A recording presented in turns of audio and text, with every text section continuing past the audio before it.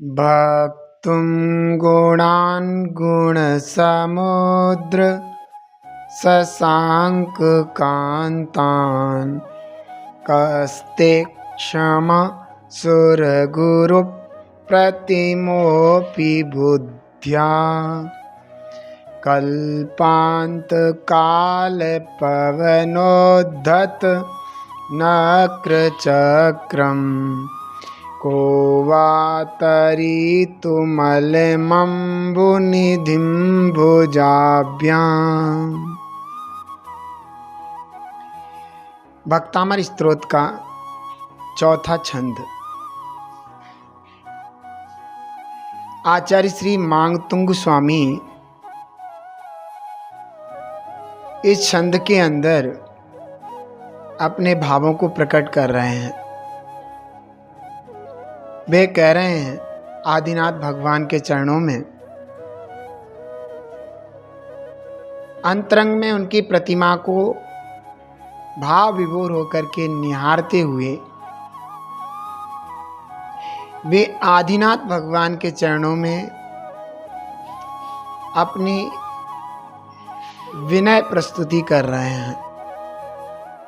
वे कह रहे हैं गुण समुद्र, हे गुणों के सागर। आदिनाथ भगवान गुणों के सागर हैं। अनंत गुण उदित हुए हैं ना उनके, अनंत गुणों की व्यक्ति हुई है ना उनके, इसलिए गुण समुद्र, गुणों के सागर। जैसे समुद्र रत्नों का सागर होता है, रत्नाकर होता है, उसी प्रकार आदिनाथ भगवान सम्यक दर्शन आदि अनंत गुणों के सागर या समुद्र हैं। गुण समुद्र, हे गुणों के सागर, शशांक कांतान ते गुणान भक्तुम।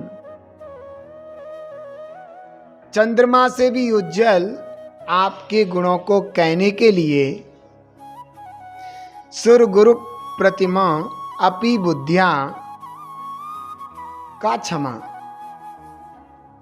देवेंद्रों के समान भी बुद्धि रखने वाला कौन समर्थ है। हे गुणों के सागर आदिनाथ प्रभु, चंद्रमा से भी उज्जवल, चंद्रमा की कांति से भी उज्जवल आपके अनंत गुणों को कहने के लिए देवेंद्रों के समान बुद्धि रखने वाला भी कौन समर्थ है, अर्थात कोई नहीं। उदाहरण दिया है बड़ा सुंदर नीचे। वे कह रहे हैं कल्पांत काल पवन, प्रलय काल की जो पवन वायु है, जब प्रलय काल आता है तो उस समय जो वायु चलती है वो बड़ी भयंकर होती, तीक्ष्ण होती है। क्या पर्वत, क्या पेड़, क्या पृथ्वी, सबको उलट पुलट कर देती है।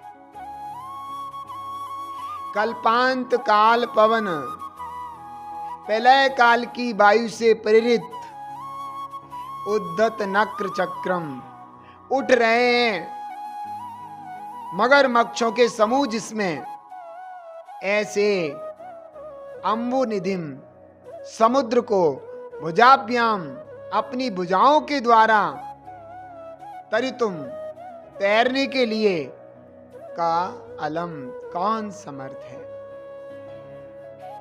प्रलय काल की वायु हो, तीक्ष्ण वायु, और भयंकर समुद्र में उस वायु के कारण मगरमच्छों का जो समूह है ऊपर को उठ करके आ रहा हो, चारों तरफ उठे हुए मगरमच्छ दिखाई दे रहे हो, ऐसे भयंकर समुद्र को अपनी भुजाओं के द्वारा तैरने के लिए कौन समर्थ है। उसी प्रकार हे प्रभु, हे गुणों के सागर, चंद्रमा की कांति से भी उज्जवल पवित्र आपके गुणों को कहने के लिए देवेंद्रों के समान बुद्धि रखने वाला भी कौन समर्थ है, अर्थात कोई नहीं। देखो, संसारी जीव और परमात्मा में बहुत अंतर है। संसारी जीव अवगुणों की खान है और परमात्मा सद्गुणों की खान है। संसारी जीवों के अंदर सद्गुण प्रकट करने की शक्ति तो है, लेकिन उन सद्गुणों की व्यक्ति नहीं हुई है। लेकिन परमात्मा के अंदर उन सद्गुणों की व्यक्ति हो गई है। इसलिए वे परमात्मा गुणों के समुद्र हो गए हैं, व्यक्ति रूप गुणों के सागर बन गए हैं। ऐसे परमात्मा में आदिनाथ भगवान परमात्मा है, जो वर्तमान काल में प्रथम तीर्थंकर, जिन्होंने इस जगत को इस समय, इस काल में, इस कल्प काल में मोक्ष मार्ग दिखाया। जगत को मोक्ष मार्ग दिखा करके मोक्ष पर चलना सिखाया और मुक्ति को पाना सिखाया। वे आदिनाथ भगवान मानतुंग स्वामी के द्वारा तो प्रार्थनीय हैं, मानतुंग स्वामी के द्वारा तो अर्चनीय हैं, स्तुत्य हैं, लेकिन वे आदिनाथ परमात्मा मुझ जैसे दीनहीन प्राणियों के लिए भी अर्चनीय, वंदनीय, नमस्कृत और पूजनीय है, क्योंकि उनके द्वारा बताया गया मोक्ष मार्ग भव्य जीवों के लिए कल्याण का कारण है, सच्चे सुख का कारण है। इसलिए हम भव्य जीव मानतुंग स्वामी द्वारा लिखित इस भक्तामर के छंदों को पढ़ करके आदिनाथ भगवान की भक्ति करना सीख लेते हैं।